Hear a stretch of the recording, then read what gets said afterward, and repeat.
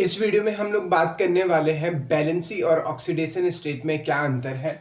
तो सबसे पहले बैलेंसी पे आते हैं। बैलेंसी क्या होती है? Capacity of an atom to combine with monovalent atom like hydrogen और हेलोजन।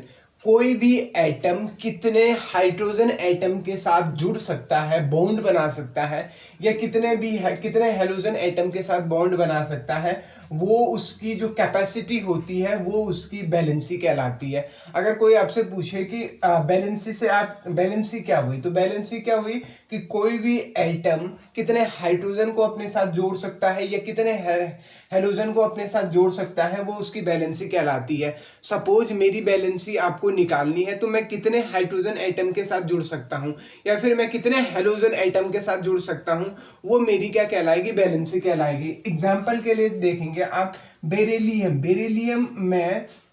की बैलेंसी आपकी 2 है। बेरिलियम की बैलेंसी +2 है। इसका रीजन क्या है? क्योंकि बेरिलियम 2 क्लोरीन के साथ जुड़ सकता है, 2 हेलोजन के साथ जुड़ सकता है, तो इसीलिए बेरिलियम की बैलेंसी कितनी हो गई? 2 हो गई है। फास्फोरस की बैलेंसी कितनी है? 5 है, क्योंकि वो 5 क्लोरीन के साथ जुड़ सकता है और क्लोरीन कैसा है? मोनोवेलेंट एटम है। बोरॉन की बैलेंसी 3 हो गई, क्योंकि वो 3 हेलोजन के साथ जुड़ सकता है। या और जैसे आयोडीन हो गया है, आयोडीन की बैलेंसी कितनी हो गई है?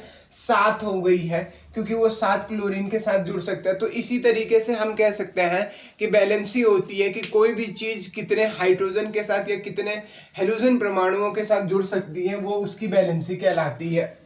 अब ऑक्सीडेशन स्टेट क्या हुआ? कोई भी एटम कितने इलेक्ट्रॉन को लॉस कर रहा है, गेन कर रहा है स्टेबल कॉन्फ़िगरेशन को पाने के लिए, वो उसकी क्या कहलाती है? ऑक्सीडेशन स्टेट कहलाती है। सपोज मैं बात करूं कि मुझे जानना है कि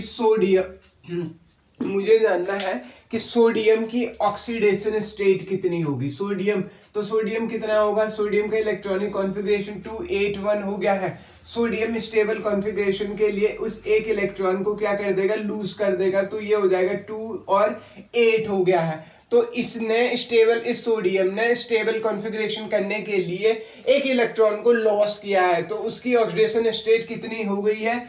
ऑक्सीडेशन स्टेट कितनी हो गई है? प्लस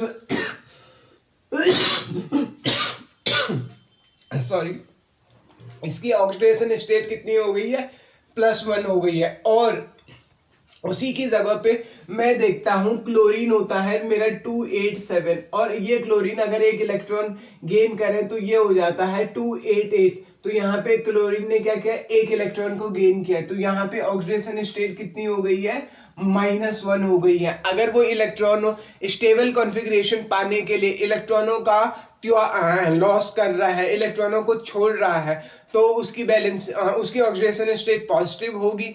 और अगर वो इलेक्ट्रॉनों को गेन कर रहा है तो उसकी ऑक्सीडेशन स्टेट कितनी होगी? क्या होगी? नेगेटिव होगी। तो ऑक्सीडेशन स्टेट क्या हुई कि आप कितने इलेक्ट्रॉनों को गेन कर रहे हैं या कितने इलेक्ट्रॉन आप लॉस कर रहे हैं स्टेबल कॉन्फ़िगरेशन पाने के लिए। या फिर ये कहिए charge on atom when it is combined with other atom. किसी भी एटम पे चार्ज क्या है जब वो दूसरे एटम के साथ कंबाइन हुआ है। मतलब मान लीजिए मेरी ऑक्सीडेशन स्टेट आप कैसे डिटरमाइन करोगे?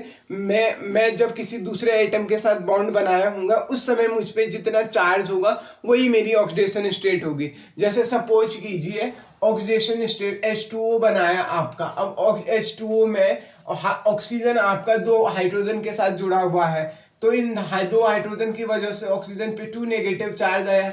तो